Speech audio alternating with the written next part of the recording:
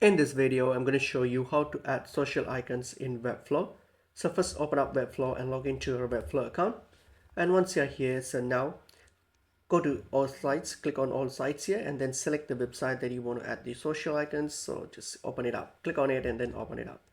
And once you have open it up here, so what you're going to do in order to add it, click on this add element option here, which is the plus icon, click on it.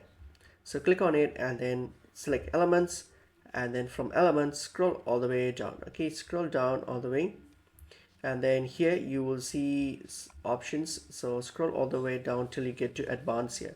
Once you get to advanced here, so when you want to add your social, you have your option to add your like your social media accounts like your Google and then Twitter, Facebook, all these are here.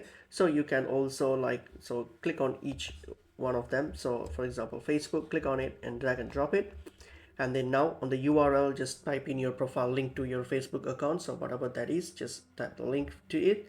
Okay, and then you can further customize it here if you want to, like how do you want the icon to appear and all those things. You can just do that here.